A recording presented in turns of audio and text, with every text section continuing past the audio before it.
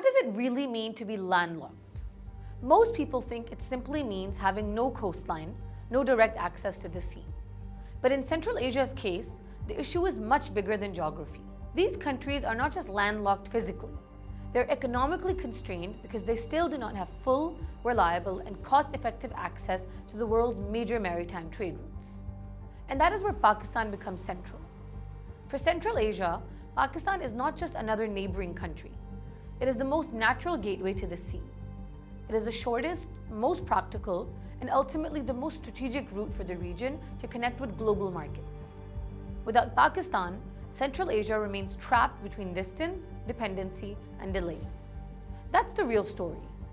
If you look at the map honestly, the logic is impossible to ignore. For much of Central Asia, the most direct route to warm water ports runs south through Pakistan. Karachi and Gwadar are not distant theoretical options. They're the most geographically sensible outlets for a region that urgently needs smoother and cheaper access to international trade. So the question is not whether Pakistan matters. The question is why the region has taken so long to fully act on that reality. Because no alternative offers what Pakistan can offer in the same combination.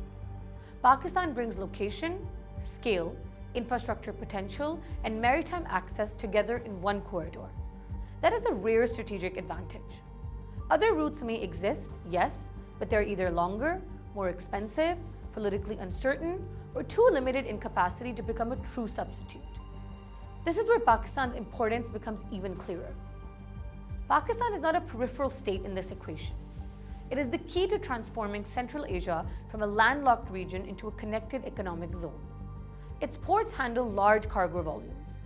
Its transport network already links the country from north to south, and its geographic position places it at the intersection of South Asia, Central Asia, the Gulf, and the Arabian Sea. Very few countries have that kind of natural strategic depth. Of course, Pakistan does face challenges. Border procedures need improvement. Transit systems need to become faster and more predictable. Bureaucratic delays and coordination gaps have slowed progress in the past. But those are problems of management, not problems of geography. And that distinction is critical. Pakistan does not need to invent its relevance. It already has it. What it needs is to operationalize that relevance with greater consistency and ambition. And the truth is, Pakistan has the institutional base to do exactly that. Its logistics capacity and networks, dry ports, freight systems, and maritime infrastructure give it a foundation that many others in the region simply do not possess. If strengthened properly, Pakistan can become the primary commercial bridge between Central Asia and the sea. Now you might be wondering, what about the other options? Russia offers northern routes, but those routes come with obvious geopolitical baggage and growing uncertainty. Iran provides access too, but that path is constrained by sanctions, financial complications, and long-term instability. China is an important partner, but excessive dependence on a single giant market is never a comfortable strategy for smaller states. And the Trans-Caspian route, despite all the attention it gets, still struggles with cost, capacity, and coordination. So when all the slogans are stripped away, Pakistan still stands out as the most logical answer. Not because it is perfect, but because it is essential. And this is the point many analysts miss. Central Asia does not only need access to ports. It needs dependable, scalable, and commercially viable access. That is something Pakistan is uniquely positioned to provide. A functioning southern corridor through Pakistan would not just reduce transport costs, it would give Central Asian states more room to maneuver, more trade options, and more strategic independence. In other words, Pakistan is not merely a route, it is a regional opportunity. And Pakistan itself should start thinking in those terms. The National Logistics Corporation Act defines logistics broadly.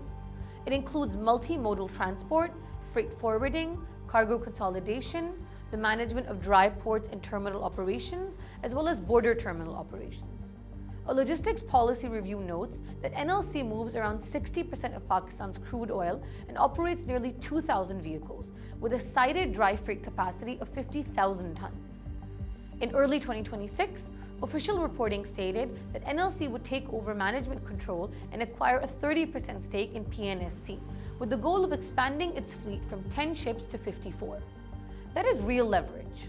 Central Asia should use this moment to negotiate enforceable, digitized transit SOPs with Pakistan and Afghanistan, standardizing guarantees, tracking systems, and dispute resolution mechanisms. It should also co-invest in dry ports and logistics parks and use NLC as an anchor operator while insisting on transparent tariffs and open access for private carriers. Pakistan, meanwhile, should treat transit as an export, publish monthly corridor KPIs, reduce port dwell time, expand rail freight, and protect border operations from political shutdowns through transparent service level agreements. Transit trade should not be treated as a secondary issue. It should be viewed as a strategic national asset. If managed properly, Pakistan can turn its geography into influence, its ports into engines of regional commerce, and its connectivity into long-term economic leverage. That would not only benefit Central Asia, it would also reinforce Pakistan's role as a pivotal state in the wider region.